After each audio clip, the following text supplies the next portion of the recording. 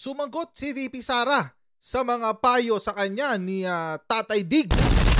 Chero. At ito yung mga sagot niya is very different, no? Ibang-iba to sa ine-expect nating lahat, mga kutsero. Kasi alam naman natin, no, na si Digong has been talking about na wag na tumakbo si VP Sara, etc., etc. Pero syempre, may mga sektor pa rin na syempre who would want her to be president. So, in response, bilang pagsagot niya kay Tatay Diggs, meron siyang sinabi sa isang event kanina. So, panoorin natin yung balita. Ito ho yun.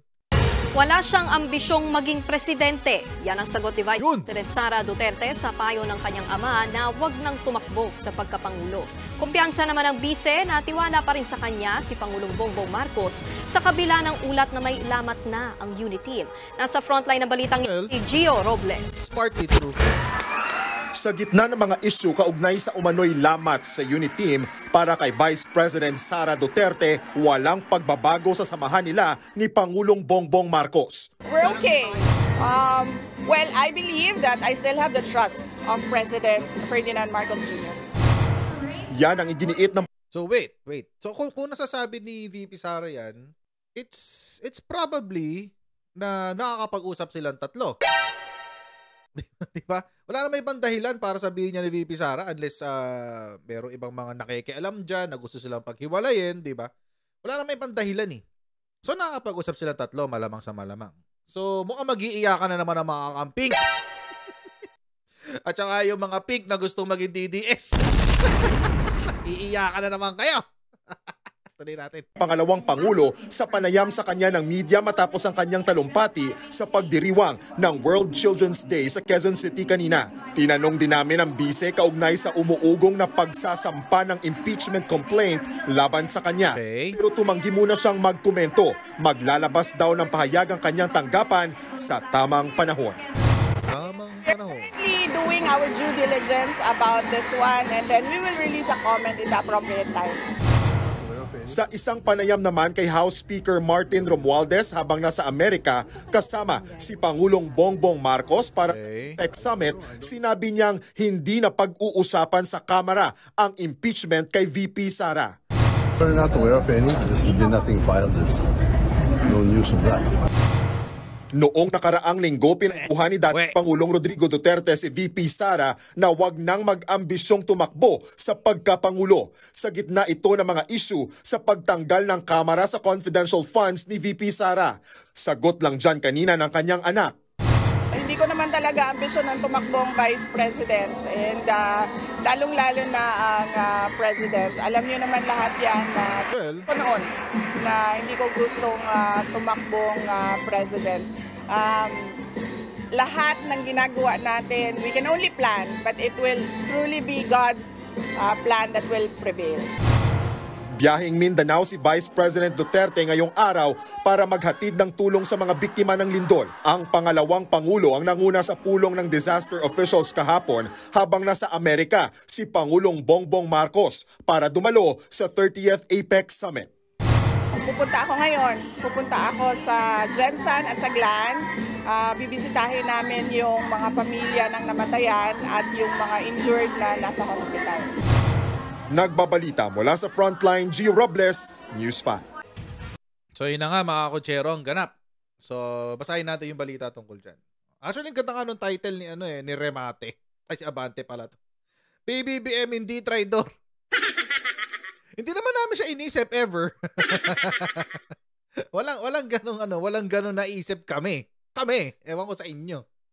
But anyway, eto sinabi. Buo ang paniniwala ni Vice President Sara Duterte na pinagkakatiwalaan pa rin siya ng Pangulo sa kabila ng umano'y lamat sa kanilang koalisyong unity team. Mga kutsero, by the way, huwag niyo pong kalimutan, ang unity po is a coalition of different parties. Okay, mga iba-iba ho itong partido. Tapos, nag-coalesce sila, okay, nagsama-sama sila para buuin ang unity team. Pero ngayon, mga kutsero, it seems the interest of some parties, ng mga ibang interesadong partido tulad ng Lakas CMD ay nakaka-impluwensya sa quote-unquote stability. Pero again, mga kutsero, paulit-ulit ko nung sinasabi ito, no? Kung ang usapin po ay unity team, tatlo lang ho ang pwedeng magsalita tungkol sa estado niyan. Si PBBM, si VP Sara, at saka si Senator Amy. Kasi sila tatlo lang naman talaga ang composition ng unity team. Ngayon, yung iba, nakisabit na lang. Yung mga iba't ibang parties, iba't ibang mga personalities, etc. etc. Lahat yan, sumabit na lang. Ganun lang ho yun. Ngayon, dahil merong girian sa gitna ng chairperson emeritus ng Lakas CMD at ang kanilang presidente, which is GMA and Martin Romualdez, nadadamay ngayon tong unity. Wala namang kinalaman sa leadership ng Lakas CMD. So, yun lang. Good luck.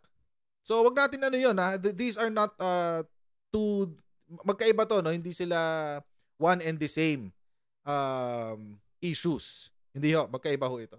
So, sabi, I believe that I still have the trust of President Ferdinand Marcos Jr. Yan ang sinabi ni VP Sara, which obviously, hindi mo naman ipagkakatiwala ang estado ng buong bansa kapag ikaw ay nasa foreign trip kung hindi mo pinagkakatiwalaan yung vice president mo.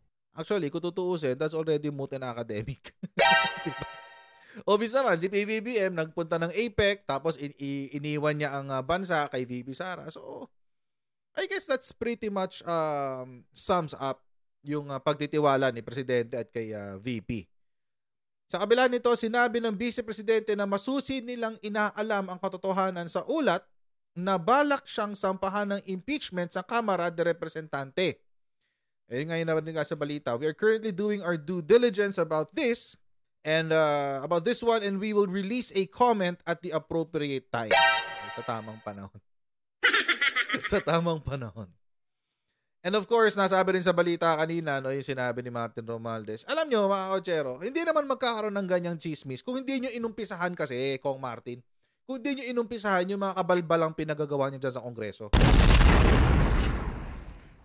And by the way, hindi rin magpapatuloy itong chismis na to kung yung dalawang kongresista nyo dyan, tatlo pala sila. Yung tatlong kongresista nyo dyan sa mababang kapulungan, yung Makabayan Black, si Castro, si Briones, si Arlene Brosas, tsaka si Raul Manuel, kung sila, medyo nadidisiplina nyo ng konti. Kaso, hindi nyo dinidisiplina. Kaya nagkakaganyan. So, bakit kaya hindi dinidisiplina?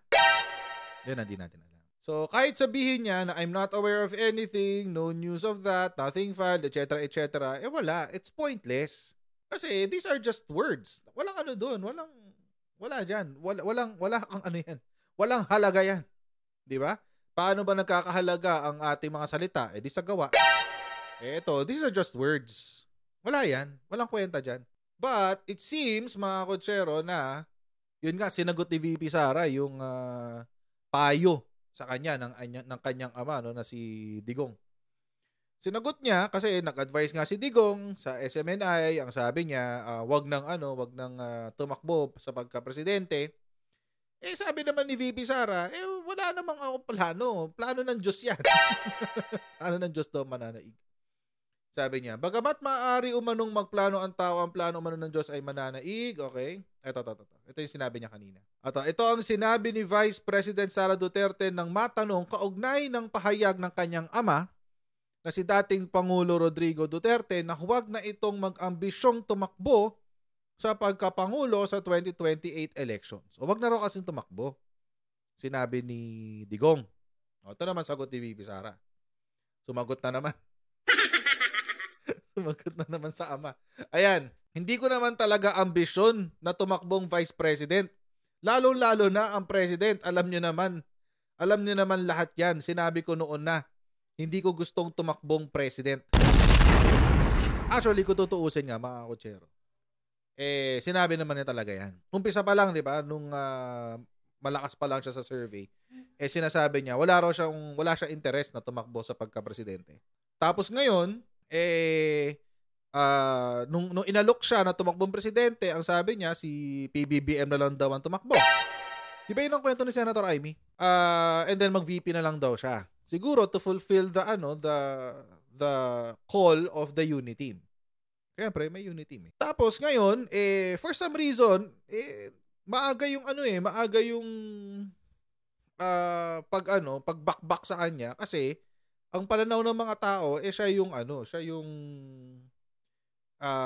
frontrunner sa 2028. Lang niya, kakatapos lang ng 2022 national elections.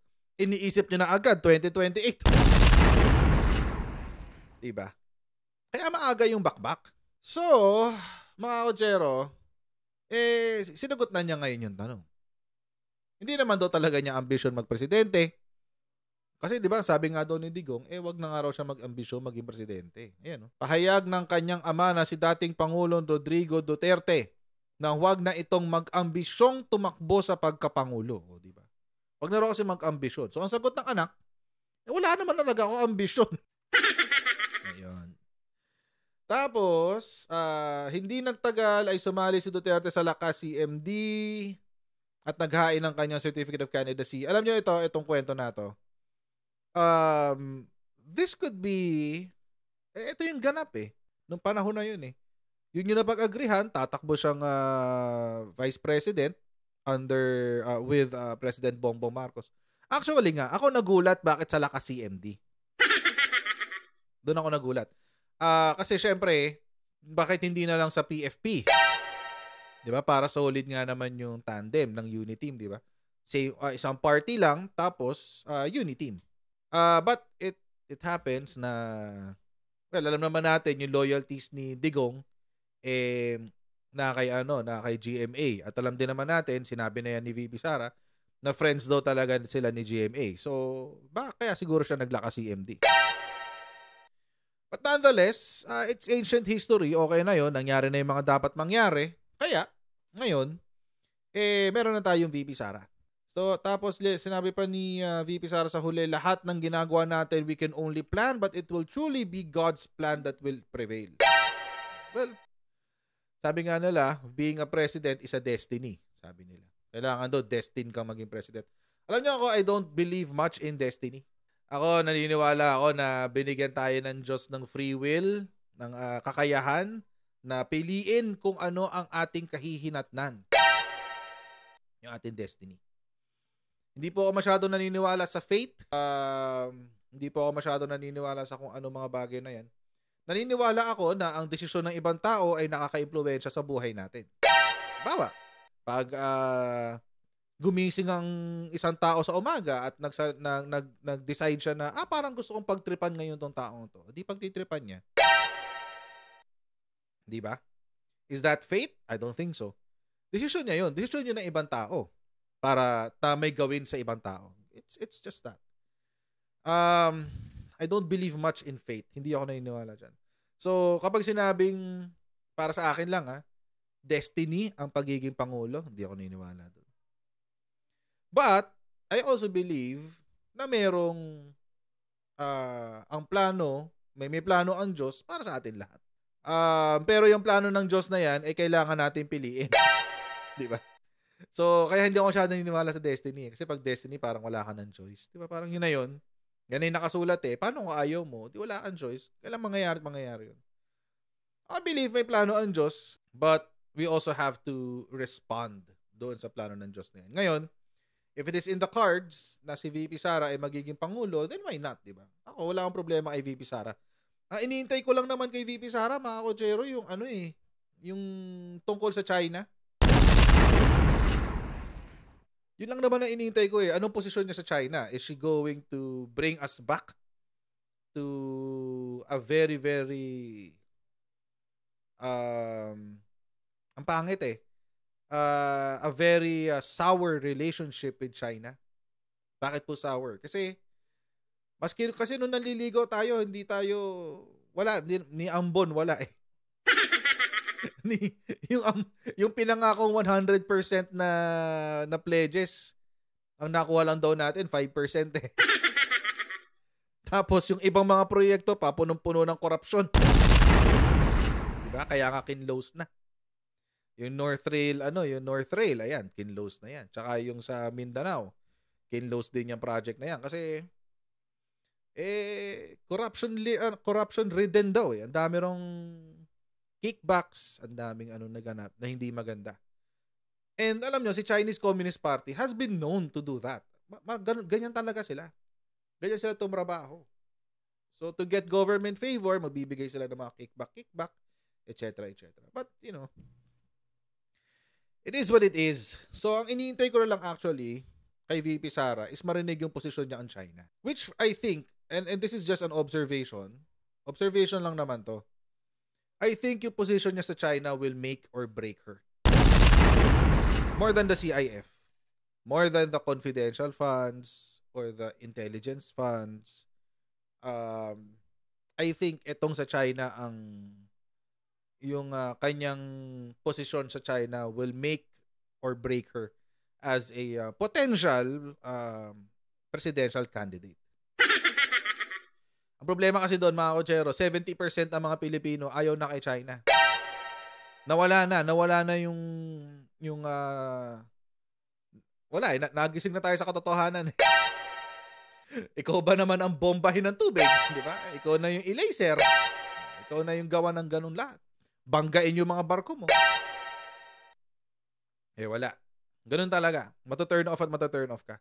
Kaya I think in the long run, sa pagtagal ng panahon, ang magiging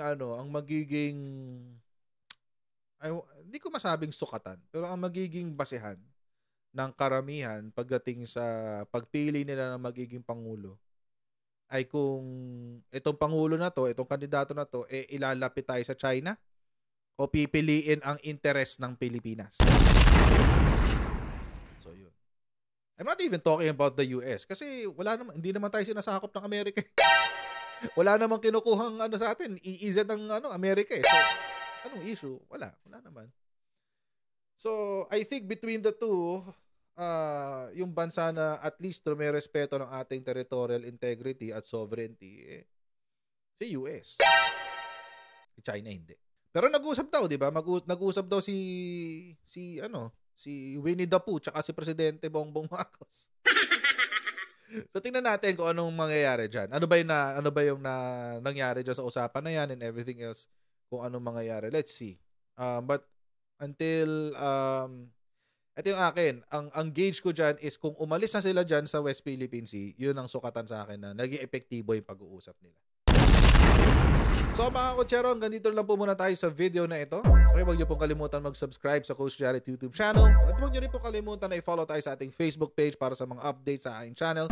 And I'll see all of you in our next Coach Jared Live. Bye everyone, see you next time. Bye!